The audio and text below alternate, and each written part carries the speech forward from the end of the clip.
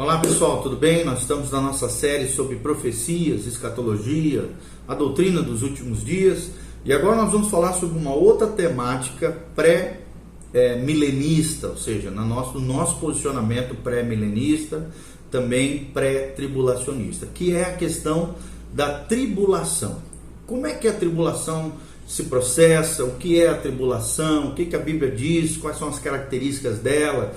Então, com relação à tribulação, é o que nós vamos abordar agora. Continue conosco, compartilhe esse vídeo com outras pessoas. Você que é um estudioso da área, que quer saber mais sobre esse assunto, nós vamos falar sobre a tribulação, tá bom? Em primeiro lugar, a sua singularidade. O que significa tribulação e qual é a importância dela dentro do contexto profético, dentro do contexto bíblico?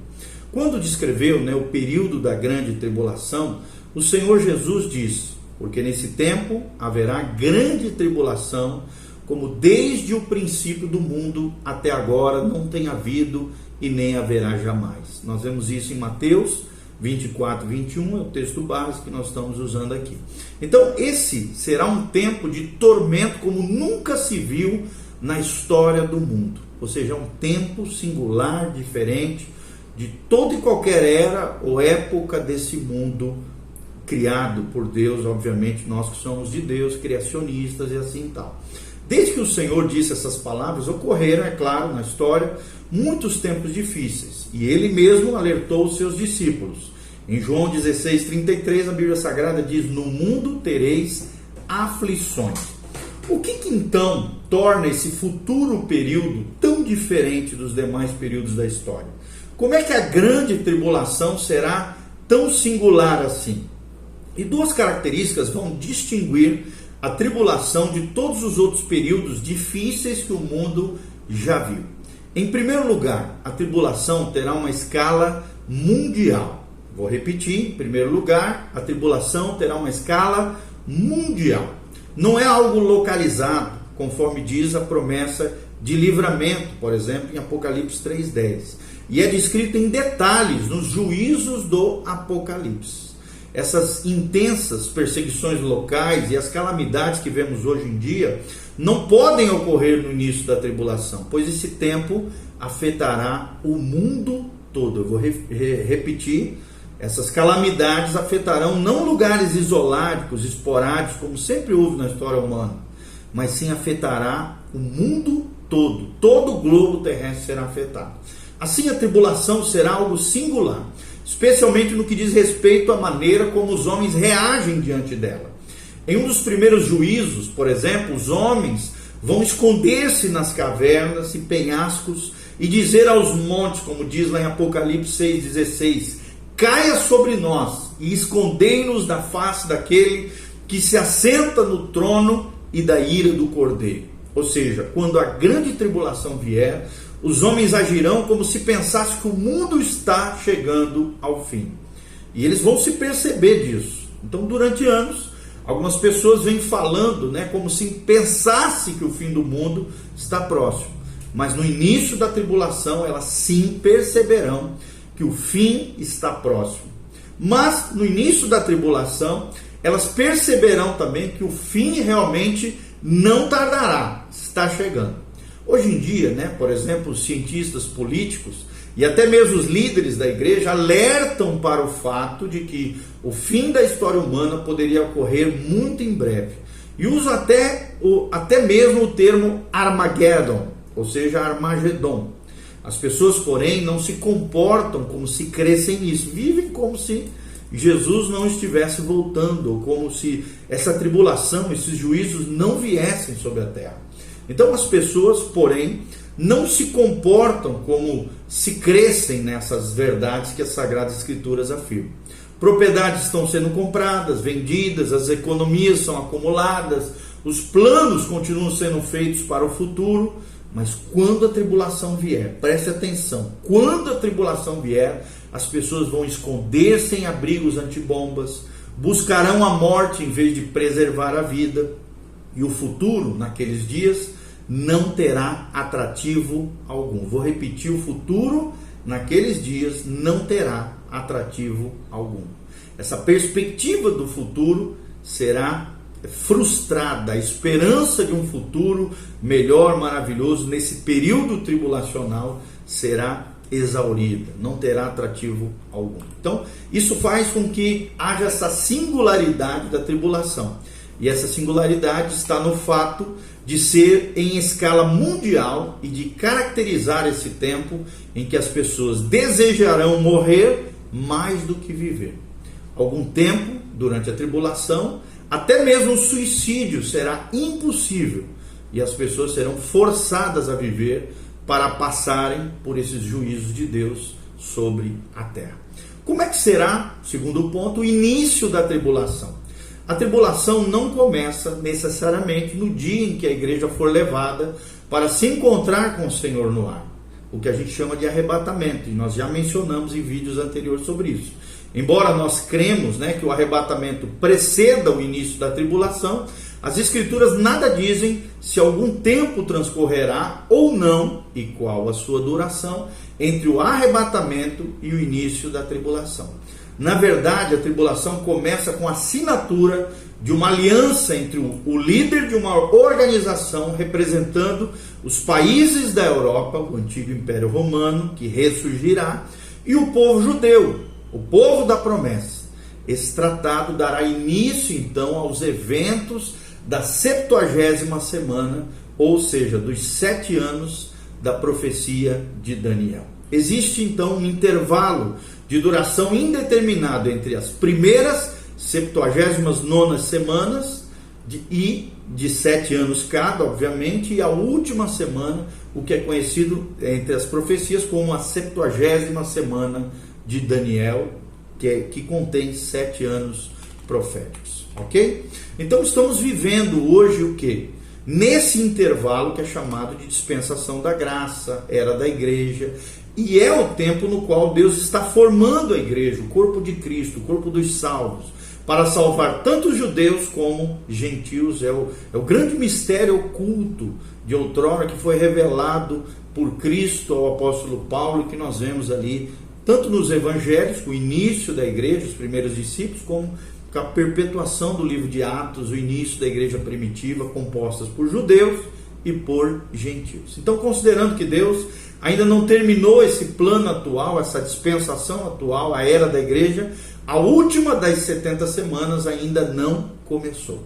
Quando começar, Deus, mais uma vez, voltará sua atenção de modo especial para o seu povo, os judeus, e para Jerusalém, a sua cidade santa, como nós falamos das alianças abrâmicas e a aliança também davídica, conforme a profecia de Daniel. Daniel escreve isso no capítulo 9, versículo 24. Quando esse último período de 7 anos começar, que nós estamos intitulando, e é conhecido no meio dos proféticos como tribulação, a Bíblia diz no versículo 27 de Daniel capítulo 9, ele fará uma firme aliança com muitos por uma semana. Quem é esse ele? Quem é esse ele descrito em Daniel 9, 27? Gramaticalmente, poderia ser tanto o Messias como, no versículo 26, é chamado de um príncipe que há de vir. O que provavelmente está relacionado com as pessoas que destruiriam Jerusalém no ano 70 depois de Cristo. A segunda interpretação é a melhor. Por quê? Porque normalmente o sujeito mais próximo de um pronome é preferido, e nesse caso seria o príncipe, não o Messias. Além disso, não há nada no registro da vida de Cristo que o ligue de alguma maneira à realização e posterior ruptura de uma aliança de 7 anos com o povo judeu. Esse homem é aquilo que em Daniel 7:8 e Daniel 7:24 a 25 é chamado de chifre pequeno, lá no livro de Daniel, nas profecias dos últimos tempos. Que lidera, esse homem é aquele que lidera uma coalizão de nações ocidentais durante os dias da tribulação. Ele também é chamado, em 2 Tessalonicenses 2, versículo 3, de homem da iniquidade, e está relacionado com a besta, de Apocalipse 11:7, de Apocalipse 13:1, de Apocalipse 17:11 e de Apocalipse 19:20. No início da tribulação, ele fará uma aliança, ou alguma espécie de acordo com o povo de Israel, com os judeus, que estão ali na terra prometida, por todos os lados cercados por inimigos. esse tratado unirá o Ocidente com a nação judia e garantirá a proteção do Estado de Israel ou do povo judeu. Desse modo, ele será capaz de restabelecer os antigos, o povo de Israel será capaz de restabelecer os antigos rituais do judaísmo. E parece que essa provisão também garantirá proteção, enquanto Israel reconstrói o templo em Jerusalém como centro das suas celebrações religiosas. Mas sabemos pela Bíblia, pelas profecias, que essa aliança será rompida e que esse homem da iniquidade, chamado também como a besta ou o anticristo, receberá adoração no templo de Deus. Parece óbvio, claro, que o templo já terá sido reconstruído. Durante quando? A primeira parte da tribulação, conforme Paulo descreve em 2 Tessalonicenses 2, versículo 4. Essa união de países da Europa Ocidental com Israel é interessante à luz dos eventos atuais. Isso parece indicar que Israel não será forte o suficiente para sentir-se seguro diante das hostilidades que o cercarão. E a gente sabe que é isso, O tempo todo as nações do lado querendo destruir e acabar com Israel. Ou seja, Israel não poderá mais andar sozinho e decidirá fazer uma aliança com as nações ocidentais. A situação da nação de Israel parecerá brilhante, maravilhosa, mas ela se sentirá segura em sua terra. Ou seja, Israel vai se sentir seguro em sua terra, se tratado de paz. E estará adorando, de acordo com o padrão do Antigo Testamento, aquelas ritualísticas sacrificiais, como nós já falamos. Além disso, Jerusalém voltará a ter um templo, que é o terceiro templo, é conhecido como o terceiro templo, que será reedificado, e será importante esse templo entre as nações do mundo, restaurando essas práticas cerimoniais do povo de Israel. Mas isso será apenas o começo, queridos. Terceiro momento, além da singularidade da tribulação, do início da tribulação que nós descrevemos agora, o terceiro momento são os juízos dos selos, das trombetas e das taças que ocorrerão nesse período chamado tribulação. Qual é a sequência desses juízos dos selos, o juízo dos selos, das trombetas e das taças? Apocalipse 6:19 descreve a tribulação em detalhes. Nós lemos aqui em Apocalipse 6, do capítulo 6 ao capítulo 19, a respeito de 3 sequências de juízos. A primeira delas está relacionada com a abertura de 7 selos do rolo. E a segunda é associada a 7 trombetas. E o terceiro momento, nós vemos o derramamento do conteúdo das 7 taças de juízo de Deus. Essas 3 sequências de juízos ocorrem uma após a outra. E os juízos das trombetas e os das taças lembram muito o que ocorre no juízo dos selos. Apenas com uma intensidade maior, será? E a resposta é, em outras palavras, os juízos das trombetas, dos selos, ocorrem após os selos, como juízos diferentes e separados. O retrato, então, será os mesmos acontecimentos? É o que nós estamos abordando aqui, ok? Só um pouquinho.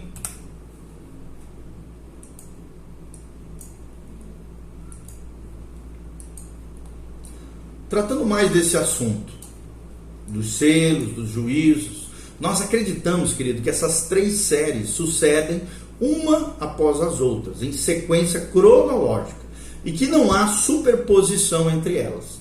De qualquer maneira, contudo, o juízo dos selos é o primeiro juízo dos dias da tribulação, desse período de 7 anos, 3 anos e meio iniciais, 3 anos e meio finais, chamado de tribulação. E provavelmente, esse primeiro juízo, chamado juízo dos selos, ocorrerá durante o primeiro ano desse período profético de 7 anos no total. O que são esses selos? Então nós vamos tratar agora sobre os selos.